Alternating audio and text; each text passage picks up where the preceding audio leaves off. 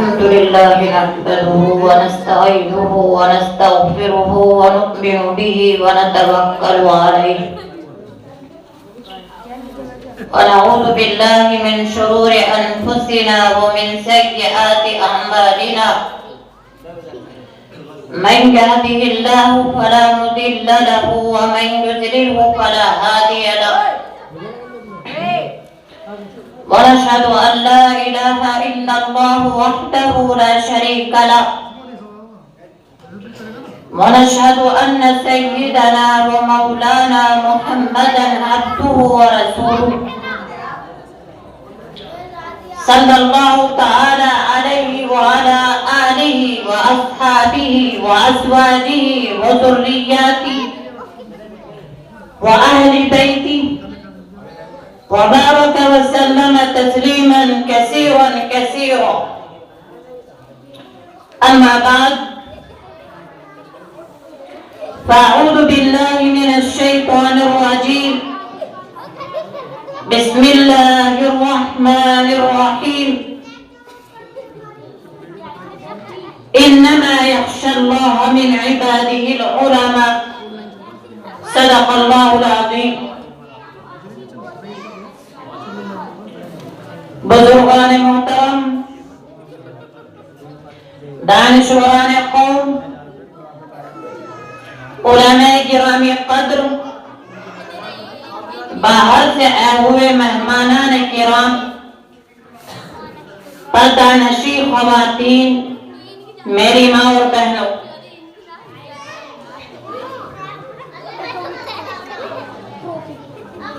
آج 26 جنوری سن 2023 پیر کے دن بڑے گاؤں کے اندر آنے کا موقع ملا اور یہ میرے لیے باعث مسرت ہے اور فخر کی بات ہے. اور یہ نہیں بلکہ میں نے آنے کے بعد شروع سے آخر تک بچوں کا پروگرام دیکھا اور سنا. بچوں کے پروگرام کو دیکھ کر انتہائی خوشی ہوئی اور مجھے صاف نظر آیا کہ امام صاحب نے بڑی محنت کی ہے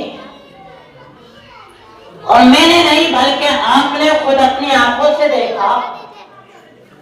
کہ چھوٹے چھوٹے بچے، ننھے ننھے بچے کتنی بے جھجک کے ساتھ آپ کے سامنے پروگرام پیش کر رہے تھے. اور میرے دل کے اندر بھی یہ جذبہ ہوا، ورنہ میں آپ کو بتاؤں کہ کئی مہینے سے طبیعت ناساز چل رہی ہے، نزلہ زکام بہت زیادہ ہے، لیکن میں نے سوچا کہ جو بچے ہوتے ہیں قوم کا مستقبل ہوتے، یہ ہمارا فیوچر ہے. اور آج کا دن جو ہم منا رہے ہیں، اس دن کے پیچھے ہمارے علماء کرام کی قربانیاں ہیں. میں آپ کو یہ بتاؤں کہ سب سے پہلے کہ جس نے اس ہندوستان کے اندر فتویٰ دیا تھا وہ کون تھے؟ وہ شاہ ولی اللہ کے فرزند مجاہد کبیر شاہ عبدالعزیز رحمہ اللہ تھے. اور انہوں نے اس لیے فتویٰ دیا تھا کہ 1799 کے اندر جب ٹیپو سلطان کو شہید کر دیا گیا تھا تو ان کی لاش کے اوپر یہ مکار، یہ انگریز کھڑے ہو کر اس نے یہ کہا تھا کہ آج سے ہندوستان ہمارا ہے. اور 1803 کے اندر اس خبیث نے یہ اعلان کیا تھا کہ خلق خدا کی، بادشاہ حکومت کی، اور جو یہاں پر حکم چلے گا وہ ایسٹ انڈیا کمپنی کا چلا تھا. تو یہ کہا جب اس نے کہ یہاں پر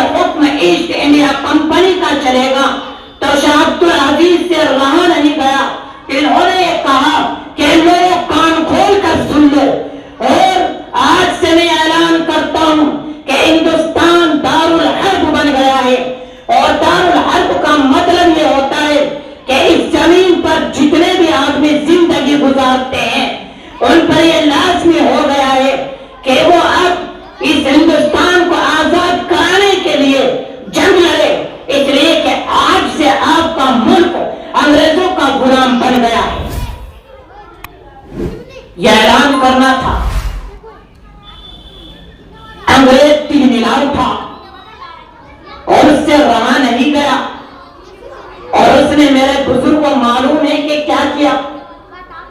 کہ اس نے حضرت والا کی ساری جائیداد قرب کروا دی، اور اسی پر بس نہیں کیا بلکہ حضرت والا کو زہر دیا گیا، اور پھر اسی پر بس نہیں کیا آپ کے مدرسے کو ختم کر دیا گیا۔ لیکن آپ یہ دیکھیے کہ ہمارے علماء کرام ہمارے قوم کے بچوں کی خاطر، ہمارے مستقبل کو بنانے کے لیے،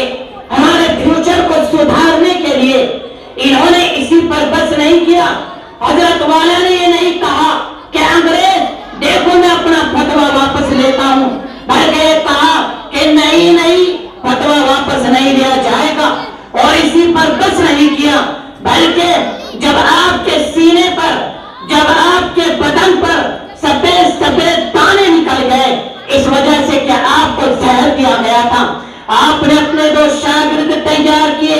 جن کا نام سید شاہ اسماعیل شہید اور دوسرے کا نام سید احمد شہید ہے۔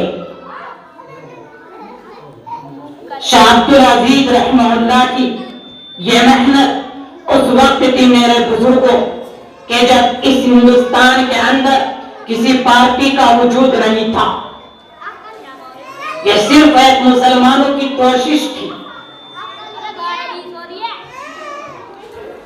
پھر حضرت والا کی 1824 کے اندر وفات ہوئی، اور آپ کے دونوں شاگرد نے جنگ لڑی، اور دونوں کے دونوں 1831 کے اندر شہید ہوئے۔ پھر آپ اس دن کو نہ بھولیے کہ 1857 کے اندر تاریخ بہت لمبی ہے،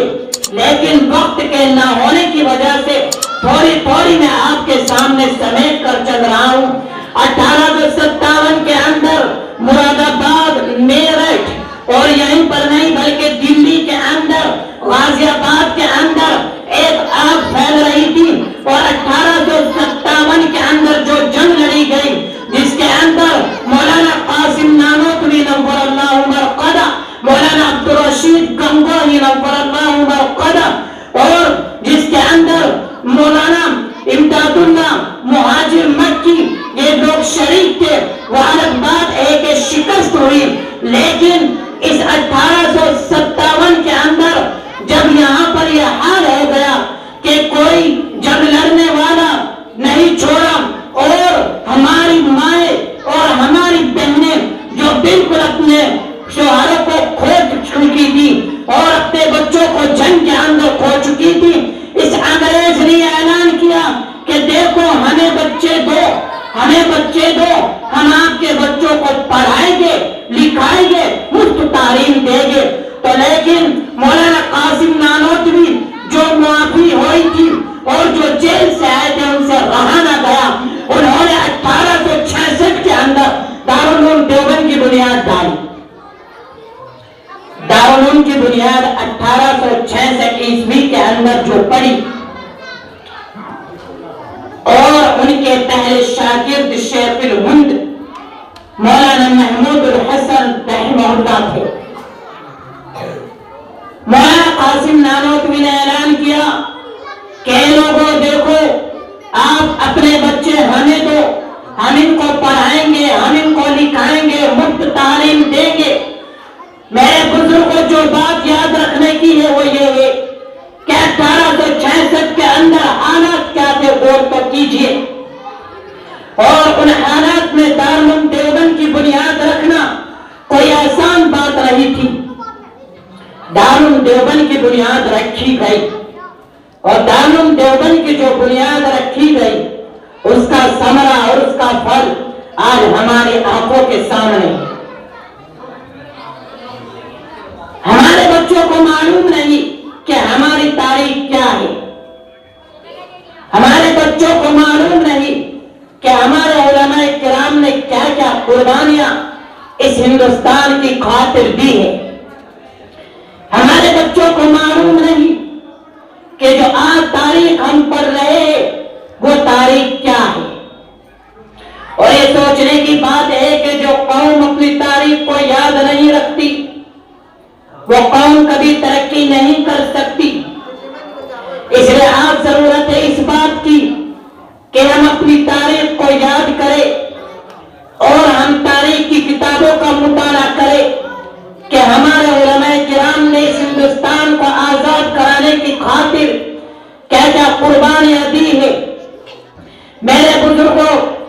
شیخ الہند کے استاد کا جب یہ حال تھا، آئیے میں آپ کو ایک واقعہ شاگرد کا سناتا ہوں۔ مالٹا کی جیل کے اندر کیا مشقت نہیں جھیلی، ایک کمرہ تھا، اور کمرہ نہیں بلکہ آپ اس کو کوٹ بھی کہیے کہ گھٹنوں تک اس کے اندر کیچڑ تھا، اور تار اس طریقے سے تلے ہوئے تھے کہ آدمی نہ کھڑا ہو سکتا ہے نہ آدمی بیٹھ سکتا ہے،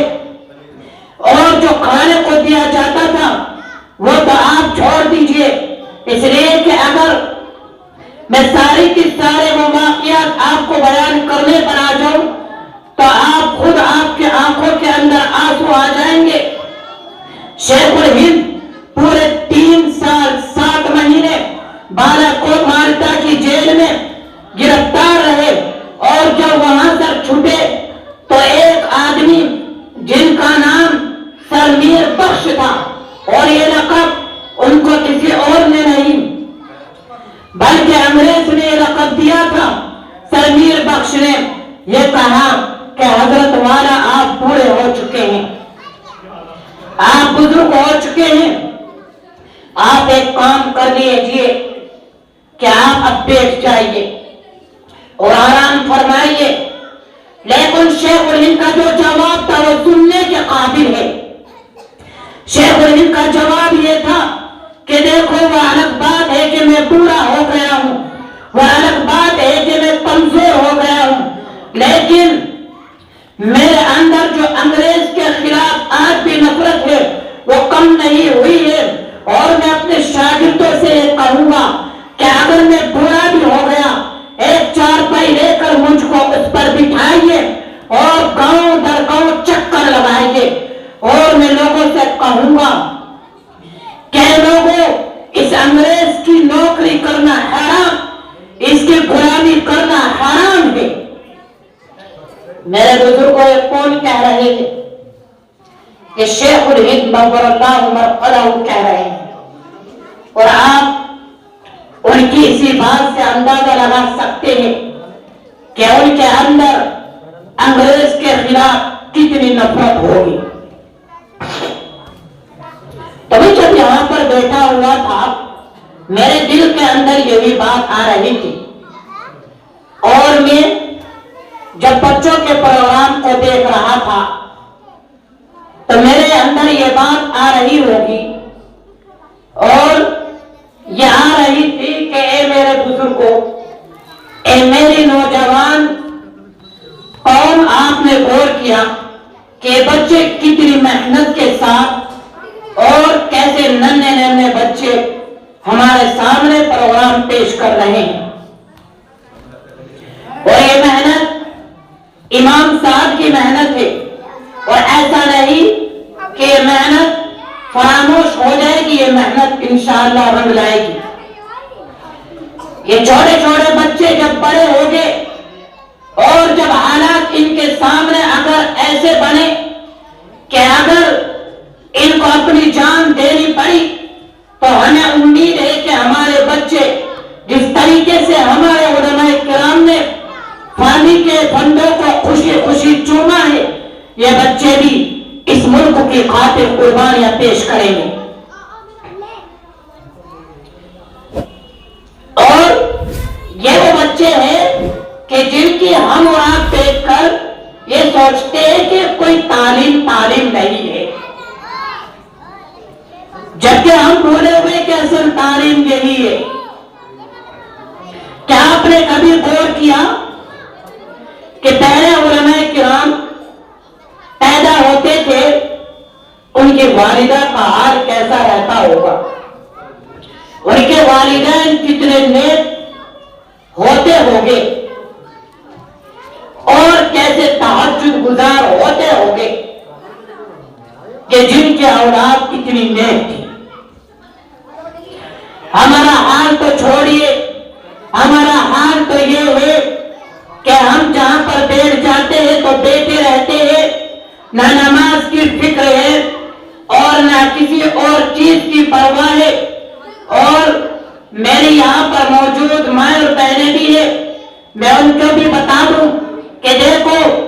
ماں کا اثر گھر کو چلانے میں بہت اچھا ہوتا ہے، اور یہ عورت گھر کے لیے رحمت ہوتی ہے، گھر کی عزت ہوتی ہے، گھر کی رونق ہوتی ہے. اور اگر یہ عورت چاہے تو گھر کو بلندیوں پر پہنچا سکتی ہے، اور اگر یہ عورت چاہے تو گھر کو ذلیل و رسوا اور کھائی کے اندر ڈال سکتی ہے. اس عورت کو اللہ رب العزت نے ایسا بنایا ہے کہ جب یہ تربیت کرنے پر اپنے بچوں کے آتی ہے تو وہی بچہ ولی بن کر نکلتا ہے، اور جب یہ اپنے بچے کی تربیت نہیں کرتی تو وہی بچہ ڈاکو بن سکتا ہے، وہی بچہ بدماش بن سکتا ہے. تو میرے بزرگوں، یہ کردار کس کا ہے؟ یہ ہماری والدہ اور ہماری ماں اور بہنوں کا ہے.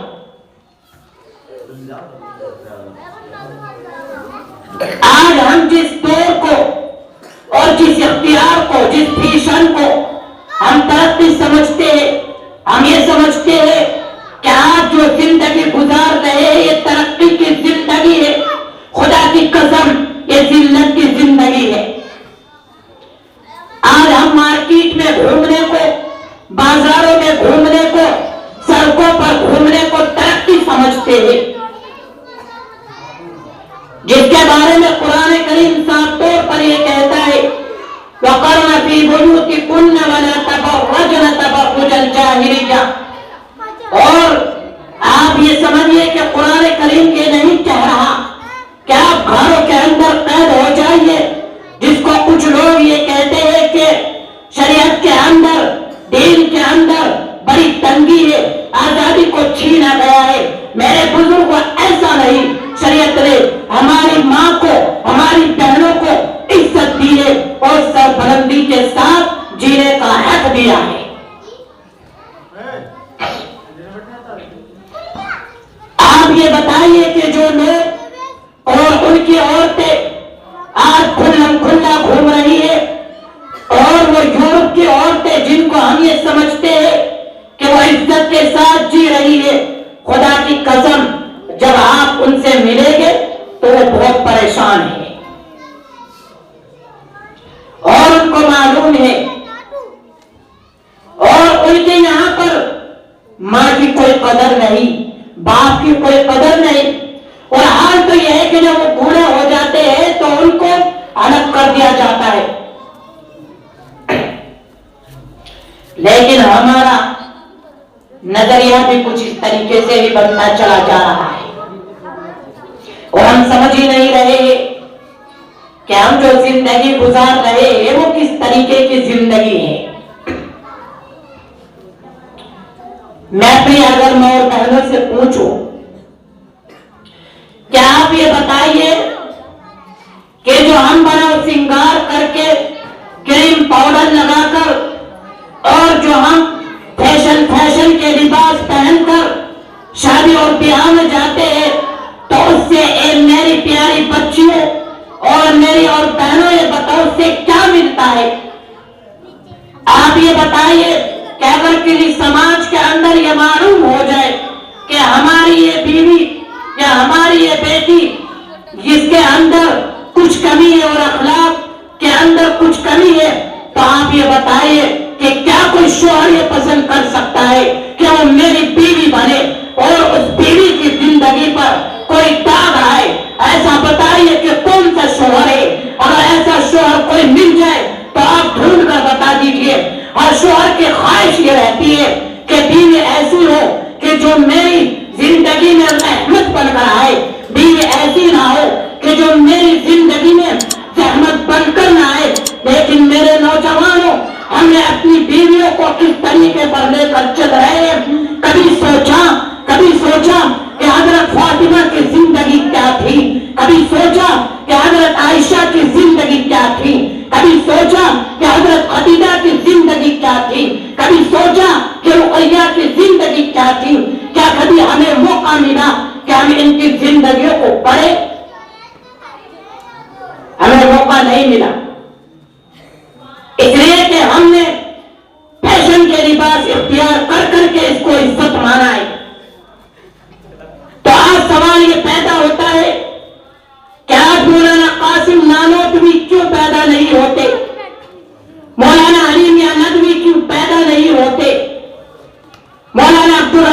गंगोही क्यों पैदा नहीं होते, मौलाना महमूद उल हसन क्यों पैदा नहीं होते? मेरे बुजुर्गों, जब वो गोद ही खत्म हो गई तो कहां से पैदा हो गए? आज हम अपनी जिंदगी जो जी रहे हैं इसको हम तरक्की की जिंदगी समझते हैं। क्या हमको नजर नहीं आता कि मार्केटों के अंदर क्या हाल है? क्या हमको नजर नहीं आता कि बाजारों के अंदर क्या हाल है? क्या हमको नजर नहीं आता कि शादी और ब्याह में क्या हाल है? कुरान करीम जिस औरत को ये कह रहा हो कि ए औरत, ए मेरी माँ और बहन, तेरी जो जिंदगी है, तेरा जो असल मकाम है वो घर है। अगर कोई मजबूरी आ जाए तो शरीयत ये इनकार नहीं करती कि तू बीमारी के हालत में डॉक्टर के पास मत जाइए। कोई इनकार नहीं कर सकता कि आपको अगर कोई परेशानी है तो आप बाहर मत निकलिए। कोई इनकार नहीं कर सकता कि अगर आपको किसी रिश्तेदारी में जाना है तो मत जाइए। सिर्फ यही तो कहते हैं कि आप पर्दे के साथ में जाइए। क्या शरीयत ने हमको ये कहा है कि आप अपनी बीवी को अच्छी तरीके से कपड़े मत खरीद के दीजिए? कहां शरीयत ने मना किया है? मेरी मां और बहन और ये मेरी प्यारी बच्ची, ये बात समझने की है कि जो हमारी जिंदगी में शोहर है, अगर हम उसके लिए फैशन इख्तियार करते हैं, अगर उसके लिए लिबास अच्छे से अच्छे पहनेगी, अगर उसके लिए बड़ा श्रृंगार करेगी तो अल्लाह ताला आपकी जिंदगी को खुशगवार बना देगा, आपकी जिंदगी में इज्जत आएगी। और मेरी मां बहन, अगर तो दूसरों के लिए फैशन इख्तियार करेगी, दूसरों के लिए बना श्रृंगार करेगी और दूसरों के लिए खुशबू इस्तेमाल करेगी तो आप ये अलग बात है कि दूसरा आदमी इसको देखकर खुश हो जाए। तो आप ये बताइए कि शरीयत जो हुक्म ये दे रही है कि आप शोहर के लिए सारे काम कीजिए और आप दूसरों के लिए सारे काम कर रही है, तो ये बात तो समझ में आने की भी नहीं है कि हम दूसरों के लिए फैशन इख्तियार करें और जिसके लिए हमको कहा गया है उसके लिए फैशन इख्तियार ना करें। कुरान करीम दूसरी जगह पर ये इरशाद फरमाता है, अल्लाह रब्बुल इज्जत ने फरमाया, या अय्युहन नबिय्यु कुल लिअज़वाजिका व बनातिका व निसाइल मुमिनीन युदनीना अलैहिन्ना मिन जलाबीबिहिन्ना। कुरान करीम ने कहा, और यही नहीं बल्कि कुरान करीम हुक्म दे रहा है किसको? कि जो रहमतुल लिल आलमीन है, कि जो ताजदार मदीना है, जो सरवरे कौनैन है, उनको हुक्म दिया जा रहा है, ए नबी अपनी बीवियों से कह दीजिए और अपनी औरतों से कह दीजिए और मुमिनीन की औरतों से कह दीजिए कि आप अपने नकाब को अपने चेहरे पर डाल लीजिए।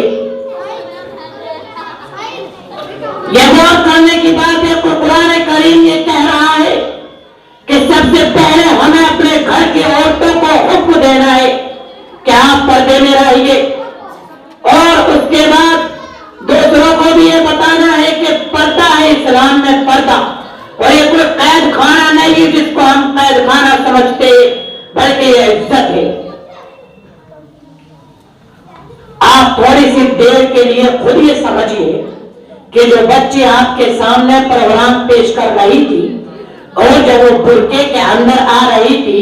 तो आप ये बताइए कि उन बच्चियों की इज्जत बढ़ रही थी या इज्जत घट रही थी? जब वो आ रही थी तो कोई भी नौजवान हो उनके लिए रास्ता छोड़ रहा था, और ऐसा क्यों हो रहा था कि वो बेचारी पर्दे के अंदर है और वो हमारी बेटी है और हम पर जरूरी है कि हम उसको रास्ता दें। और अगर आज यही पर्दे में ना होती तो आप ये बताइए कि आपके अंदर ये दिल में और आपके کے اندر یہ خیال نہ آتا کہ جب یہ خود ہی پردے کے اندر رہی ہے تو ہم کیوں ان کے لیے راستہ چھوڑے؟ تو یہ لباس اور یہ پردہ ہماری ماں بہن کی عزت بڑھا دیتا ہے، اور اسی عزت کے ساتھ جب ہماری ماں بہن باہر نکلتی ہے تو وہ ایک عزت کے مقام پر رہتی ہے اور لوگوں کی نگاہ میں ان کی عزت ہوتی ہے، اور جب اس کے الٹا ہوتا ہے تو پھر عزت نہیں ہوتی۔ میرے بزرگوں کبھی ایسا بھی ہوا ہے کہ آپ پیٹرول بھی ڈال دیجئے اور آگ بھی لگا دیجئے اور آپ یہ گمان کریں کہ اب پیٹرول کے اندر آگ نہیں لگے گی؟ کیا ایسا بھی ہو سکتا ہے کیا؟ اللہ تعالیٰ نے پیٹرول کے اندر یہ تاثیر رکھی ہے کہ وہ آگ کو پکڑے گا اور اس میں آگ لگے گی۔ کیا کبھی ایسا بھی ہو سکتا ہے کیا کہ آپ کسی آدمی کو زہر دے اور یہ سوچے کہ وہ آدمی نہ مرے؟ ہاں، وہ الگ بات ہے کہ اگر اللہ تعالیٰ کو اس کی زندگی دینی ہوگی تو اس پر کوئی اثر نہیں ہو سکتا، لیکن میرے بزرگوں اور میرے نوجوان بھائیوں، جب پیٹرول کے اندر یہ طاقت بخشی ہے کہ وہ آگ کو پکڑے تو زہر کے اندر بھی یہ طاقت ہے کہ وہ اپنا اثر دکھائے۔ تو آپ یہ بتائیے کہ جب ہم گھر میں زندگی گزارتے ہیں یا ہم دوسری دعوتوں میں جاتے ہیں اور جب ہم کھانا کھاتے ہیں یا ہم دیکھتے اور باتیں کرتے ہیں اور جب ہمارے بیچ میں ایسی ماں بہن ہوتی ہے کہ جن کے اوپر کوئی دوپٹہ نہیں ہوتا، جن کا کوئی لباس ایسا نہیں ہوتا کہ جس کو اچھے طریقے سے لباس کا نام دیا جائے، تو آپ یہ بتائیے کہ کہاں سے پھر عزت ہوگی؟ کہ شیطان اپنا کام نہیں کرے گا؟ آپ یہ سوچنے لگے کہ وہاں پر ہماری ماں بہن بیٹی اور محفوظ رہ جائے گی، تو کیسے محفوظ رہ جائے گی؟ یہ بتائیے کہ شیطان اپنا کام نہیں کرے گا؟ لیکن یہ ساری چیزیں ہمارے دلوں کے اندر نہیں آتی۔ تو یہ حال ہے۔ ایک وقت یہ تھا کہ انہی ماں اور بہنوں نے بڑی بڑی قربانیاں پیش کی ہے، اور یہ نہیں ہم نے اپنی آنکھوں سے دیکھا ہے۔ ضلع مظفر نگر کے اندر ایک گاؤں پڑتا ہے باغوں والی، اور اس کے اندر بہت بڑا مدرسہ ہے، اور میں آپ کو یہ بتا دوں کہ جب اس گاؤں کے اندر جلسہ ہوتا ہے یا کوئی پروگرام ہوتا ہے تو ہماری ماں اور بہنیں آگے آتی ہیں، اور جب وہاں پر، اس لیے کہ میں نے بھی وہاں پر تعلیم حاصل کی ہے، حفظ کیا ہے، اور اس وقت میری عمر کم تھی، لیکن اس وقت حال یہ تھا کہ ایک مرغی کا انڈا جب وہ وہاں پر نیلام ہوتا تھا تو میرے بزرگوں 1 لاکھ میں نہیں، 2 لاکھ میں نہیں، بلکہ وہ 3 لاکھ کے اندر نیلام ہوتا تھا، اور کمال کی بات یہ تھی کہ نیلام ہونے کے بعد وہ انڈا پھر دوبارہ مدرسے میں ہی پہنچ جاتا تھا۔ لیکن اب ایسا نہیں ہے۔ اب اس لیے ایسا نہیں ہے کہ ہم یہ سمجھتے ہیں کہ جو بچے ہیں جو تعلیم حاصل کرتے ہیں یا جو یہ مدرسے ہیں یا مساجد ہے، ہم نے ان کی عزت اپنی نگاہ میں کمزور کر دی ہے، تو پھر اللہ تعالیٰ نے ہم کو بھی بلا دیا ہے۔ جبکہ قرآن کریم کے اندر اللہ تعالیٰ نے ارشاد فرمایا اِنَّا نَحْنُ نَزَّلْنَا الذِّكْرَ وَإِنَّا لَهُ لَحَافِظُونَ۔ غور سے سننے کی بات ہے۔ اللہ رب العزت نے قرآن کریم کے اندر ارشاد فرمایا ہم نے اس قرآن کو نازل کیا اور ہم اس کی حفاظت کرنے والے ہیں۔ تو یہاں پر یہ سمجھنے کی بات ہے کہ اللہ رب العزت لوگوں کو یہ کہہ رہا ہے کہ آپ جن چیزوں کو چھوٹا سمجھتے ہیں، جن چیزوں کا آپ گری ہوئی نظروں سے دیکھتے ہیں، اور جن بچوں کو آپ کوئی چیز نہیں مانتے اور جن کی محنت کو آپ کوئی محنت نہیں سمجھتے اور جن کے چلنے کو آپ یہ سمجھتے ہیں کہ ان کا چلنا کوئی آسان ہے، میرے بزرگوں اور میری ماں اور بہنوں، میرے نوجوان بھائیوں، یہ جو بچے ہیں یہ ہمارے قوم کا فیوچر ہے، اور یہ جو مسجد ہے اللہ تعالیٰ کا گھر ہے، اور جو یہ مدارس ہے، جیسا کہ میں نے آپ کو بتایا تھا کہ 1866 کے اندر دارالعلوم دیوبند کی بنیاد رکھی گئی، اور دارالعلوم دیوبند کا کارنامہ آپ دیکھ لیجئے کہ اس کا کارنامہ کتنا ہے۔ اگر کہیں پر ہم کو یہ مساجد نظر آ رہی ہے تو یہ دارالعلوم دیوبند کی دیر ہے، خدا کی قسم اگر یہ ہم کو ایمان مل رہے ہیں تو یہ دارالعلوم دیوبند کی دیر ہے، اگر ہم کو یہ مفتیان کرام نظر آ رہے ہیں تو یہ دارالعلوم دیوبند کی دیر ہے، اگر یہ مائیں بہنیں ہماری عزت کر رہی ہے تو یہ دارالعلوم دیوبند کی دیر ہے، اگر کوئی بیوی ہماری عزت کر رہی ہے تو یہ دارالعلوم دیوبند کی دیر ہے، اگر یہ بچے کچھ کر رہے ہیں تو یہ دارالعلوم دیوبند کی دیر ہے۔ اور میں اس سے بڑھ کر یہ کہتا ہوں کہ ہم یہاں پر جو بیٹھے ہیں اور آسان کے ساتھ زندگی گزار رہے ہیں یہ دارالعلوم دیوبند کی دیر ہے۔ اگر ہمارے علماء کرام کی قربانیاں نہ ہوتی، اگر انہوں نے پھانسی کے پھندے کو اپنے گلے سے نہ لگایا ہوتا تو آپ یہ بتائیے کہ کیا ہندوستان کو آزادی مل جاتی؟ اگر ہمارے ہندو بھائی اور دوسرے مذہب کے لوگ جتنے بھی ہیں اگر یہ سب مل کر مسلمان اور دوسرے مذہب کے لوگ مل کر اس ہندوستان کو آزاد نہ کراتے تو آپ یہ بتائیے کہ کیا آج ہم انگریزوں کے غلام نہ ہوتے؟ آج جو انگریز کہتا تو ہم اسی چیز کو کرتے۔ میں اس لیے کہتا ہوں کہ میرے بزرگوں اور میرے نوجوان بھائیوں، ہمیں سمجھنے کی ضرورت ہے کہ ہم اپنے اولاد کو کس طریقے سے تربیت دے رہے ہیں۔ ایک ننھی سی بچی جب کلمہ سنا رہی تھی تو میں اس کی عمر کو دیکھ رہا تھا اور میں تعجب کر رہا تھا کہ چھوٹی سی بچی دیکھو اس کو پورا کلمہ یاد ہے، جبکہ ہماری عادت تو یہ ہے کہ ہم بوڑھے ہو جاتے ہیں اور ہم چلنے پھرنے کے لائق نہیں رہتے اور ہمارا کلمہ درست نہیں رہتا۔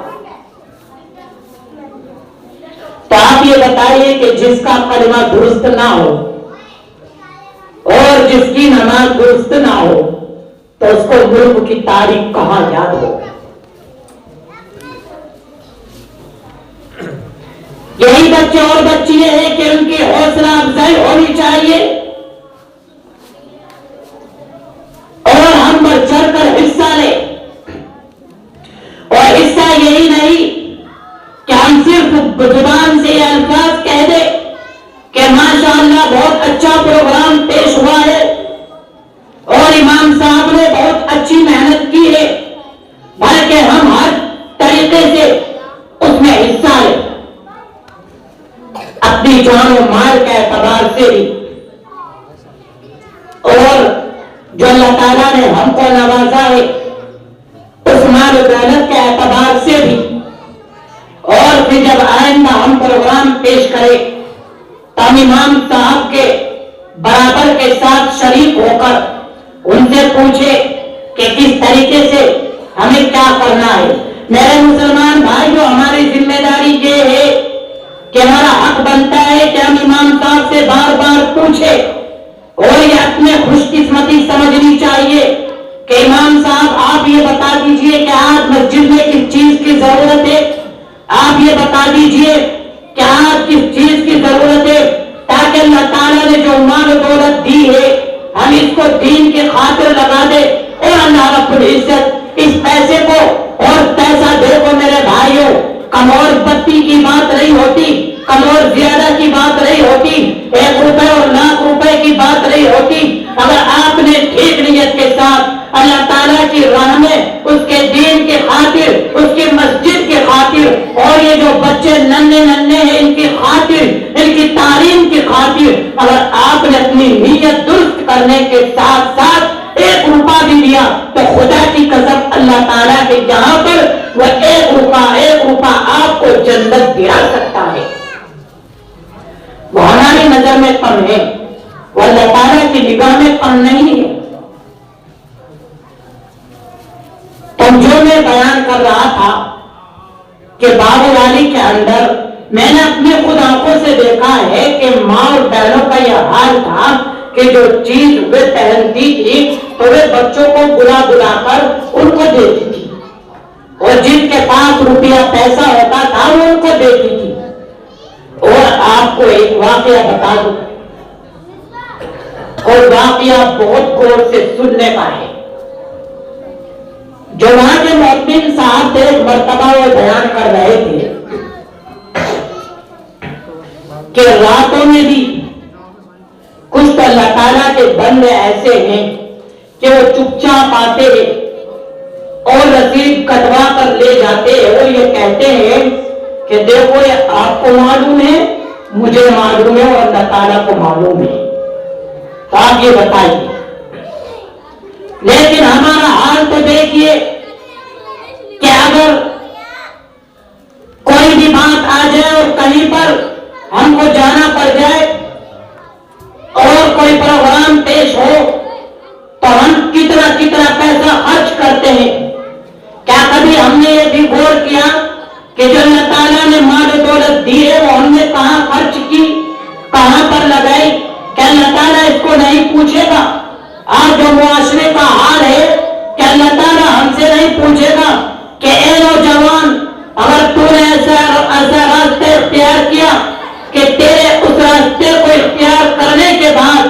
اگر آپ نے اس کے اندر روپیہ اور پیسہ لگایا تو آپ اللہ تعالیٰ کے سامنے جب حاضری ہوگی آپ کی، اللہ تعالیٰ پوچھے گا کہ جو بھی لوگ اور جو بھی بچے اس راستے پر چلے اس کے ذمہ دار آپ ہیں۔ اس لیے کہ آپ نے اس راستے کو اختیار کروایا۔ صدقہ جاریہ یہی تو ہوتا ہے میرے بزرگوں، کہ اس کا ثواب برابر ملتا رہے۔ کسی نے کوئی کام کروایا تو اس کا ثواب اس کے مرنے کے بعد تک بھی ملتا رہتا ہے، یہی صدقہ جاریہ ہوتا ہے۔ تو آج ہم یہاں پر یہ عہد کر کے اٹھے اور میری میں بہن بھی یہ عہد کرے